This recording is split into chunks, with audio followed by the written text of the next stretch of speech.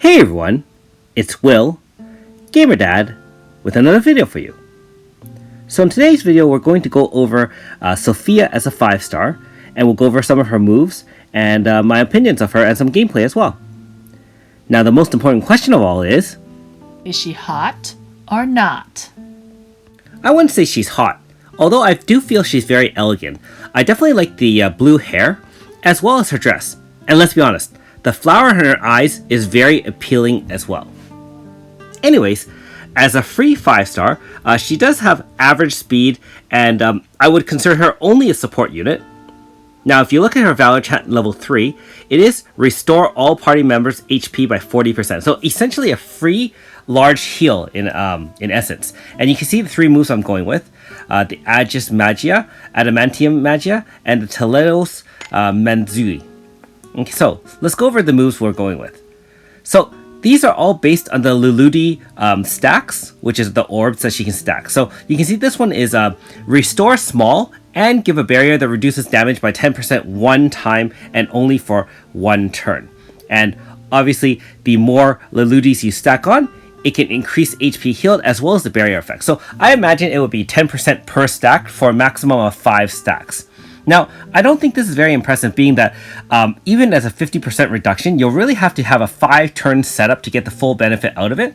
And as a full heal, I mean, you have better healers that don't need a 5-turn setup for that. In terms of the Adamantium Magia, this one's not bad. Large regen for 3 turns, it's not 3 times, and max HP up for 3 turns as well. So this is pretty good. A combination of other characters also have it, like for example Annabelle, you have Earthstone with Mayumpha having it as well. And if you notice, this is the unique ability to her. She does have consume all Luludi stacks, which is after turn 5, to grant hold ground for all party members. So essentially, every 5 turns she can give a single move like Bria. Now, the thing is that with Bria, she has a priority sequence that she can do it first, but she can only do it once. This one can be done every 5 turns, so in a longer fight, this might be very useful. Okay, and the last one is the one that stacks all those. This is also very defensive as well, and I'll be showing you some of these moves in action. This one's actually not bad. Physical resistance shielding 25%, and type resistance 20%, 3 turns each, for a maximum of 5 stacks. So if you think about most stacks being half, that means at the 5-stack limit, it'd be 20, 10, 10, 10 for a type resistance shield of 50%, and of the physical resistance, even higher than that. So not to mention, one thing you also need to remember is the Luludi orbs reduce MP costs for all her moves.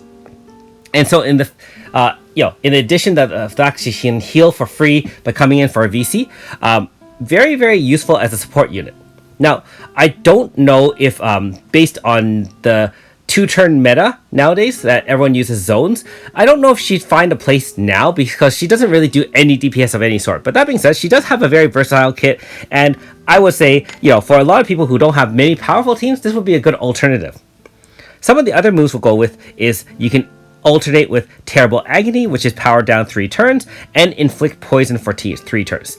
I'll show you that against a Quadri a little bit later on in this video, but I can tell you ahead of time that it does not say ignore all resistance. So this is not perfect for setting up, like a poison grass stuff setup. Unlike some of the other characters with Manifest, where it's guaranteed pain or guaranteed poison, or both in the case of my waifu Suzette. And the Hypno Axe is a not bad water type / AoE small, and it fixed sleep. So the thing is, with all these kind of sleep or stun kind of AoEs, even though it does a small amount of damage, it is very good for crowd control in that, if you hit it, at least you don't get hit by those mobs while your other party members can deal the damage and finish off the boss. Now, the last one that I talk about is this particular one, and again, I'm not going to try pronouncing it. Power plus 20 and water type attack plus 35 for 3 turns. Now, bear in mind that on the most powerful water DPS teams, even someone like Dewey can already do the same thing, and he comes with another more offensive kit. So I don't think I'd be using this in any way, shape, or form, being that I don't think she's going to be a significant contributor to an AF. Now, again, if you're on a budget water DPS team where you're missing a lot of these kind of support units, no zones, no Shani, no Dewey, this might be an option. All right, so anyways, I'm going to switch that back. And again, one thing also, she does begin with a hold ground move. And you can see I have no Grasta on her, being that I've just farmed her up. I don't even have her specialized VC Grasta, which you can get from buying from the auctions. So look for that. Here's her 5-star board. And we'll just scroll all the way up. Now bear in mind, she does have different attributes which are related only to farming those auction items, but her only real personality in the case of AF is the axe. Alright, so let's take a look and take her out for a spin. First of all, I will show you how the power down and poison move works against Ukwaji level 170. Now bear in mind, she did start with one hold ground automatically, so hey, she can survive the first hit anyways, and we did apply the power down 20%, which is guaranteed by the way. However, the poison did not take effect, and let's be honest, that wouldn't have done it in for Ukwaji anyways. Now, let's take her out for a spin against some regular mobs. If you haven't already, make sure you like and subscribe to my channel, I really appreciate it. Also, I do have a Patreon account for those who want to support me this way. So, being that she is still a water type, she has natural resistance against fire, and you can see that without any significant Grasta, she doesn't do a lot of damage with that Hypno Axe, but it seems that the sleep move lands a fair bit of the time, so, even on her own, she can definitely handle some of the lower level mobs. I will say that most of her moves do consume a lot of MP, and even with the Ludi stacks, it will drain MP over time. So let's go with the shield. So that, remember, this is physical and type resistance, and it starts with 25/20, and it can build. Also note the MP cost reduction. So it started with 37, then 34, then 31, and then I believe it goes to 27 on turn 4, so right there. And finally, the last move on turn 5 is 25. So I guess overall, after 5 stacks, what is it, from 25 to 37? Hey, you're talking about roughly 1/3 reduction. Not bad. And you can see she's also taking a little bit less damage from when she first started with the first stacks. And then we're just going to finish off with that Hypno Axe, which deals some damage. And remember that that is also affected by her MP reduction, being that she does have the did have the 5 stacks before I used her all 5 stacks. Okay, so let's see how she does against some of the tougher bosses in game. I realize that the Salamander, again, at this point, with a 2-turn Water DPS AF, probably isn't very significant, but hey, I'm going to bring in a fun team of 3 free characters and almost a free character, regular Annabelle, being that most people got her free as a 4-star.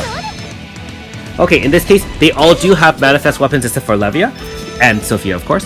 Levia really needs to be upgraded, and I'm sure, feel free to leave some comments below if you do have Levia, and you also agree that she needs a big buff. I mean, it's unfortunate. I will say I used her a lot when I didn't have a lot of water DPS, and let's be honest, I still, until I upgrade ASDK and AS Annabelle, I'm still missing a couple of key water DPS, but certainly not as poor as was in the beginning with now that I have Shady Manifest as well as Dewey Manifest. So, we're just going to do the stalling game here. I mean, with all the shields up, and we're also using Elemental Wall as well as Holy Saber. Remember that when Holy Saber is active, if Annabelle gets hit by any sort of magic attack, gives 50 NP to all of the party members. So essentially this battle can drag on forever. We're getting healed, we got the regen going, we got type and physical resistance shield up, we can even have another elemental shield up with Elemental Wall. We could deal some damage with Splash Sword. Levia can deal some damage, although her real DPS isn't that significant. And we can boost power from Cyrus as well. So let's bring in Bria, which was the OG hold your ground other than AS Loquito. I don't even know if you guys have seen this far ahead where you see the mini salamanders get spawned. Again, most of you should be able to end this in 2 or 3 turns at most, and you can see after a few turns was only when it's spawned. So if you don't take care of those ones, it does deal some damage over time. That being said, we have multi-shields, int down. I mean, all of the attacks from Salamander are essentially fire, AoE, magical attacks. So, with a couple of shields plus int down from Holy Saber, we're really not taking more than a couple hundred damage. So we're never in any real danger of dying here. That being said, with just a bunch of free characters, you can see the damage is only 1.6 million, and I know most of the newer characters can deal more than that in just even a single hit. So, this battle is a little bit longer than we would like, but it shows the power of her staying power in terms of healing, and let's be honest, I'm going to VC her in shortly as well. And there you go, unenhanced 12 to 1300 HP heal, and with the counter from Holy Saber, full MP essentially for a whole team. So let's start the 5 stacks again. She still has 5 stacks, but keep this in mind now. Now that everything's reduced, look at the MP cost of each of her moves. It's much less than before, and so again, she's not good in any sort of damaging role, but let's be honest. I mean, if you're having to use her, you're probably using this as a stall tactic in combination with some sort of other damage or healing potential until you can build a large enough AF established zone and end the game. Hey, and that being said, she does that role very, very, very well. I mean, again, remind you guys, free heal, 5 turn shields on both sides, reduction in MP, and she can even do a 50% barrier if needed. And at this point, most people do have a couple other mages, magic healers, or type resistant kind of people. And like I said, most people do have the Annabelle 4.5 as well. Okay, so I know this battle is dragging on a little bit longer. We're just kind of, like I said, I just wanted to demonstrate some of her moves, some of her VCs, and I hope that at least answer some questions as to, how she can be beneficial. I think that she can be used in other sorts of teams as well as a pure support. Although I will say that I feel Mana as a free character is much more versatile in terms of really, in this case, if we use Queen of Hearts, I believe, to decrease int and increase our power, we would wipe the floor with them already.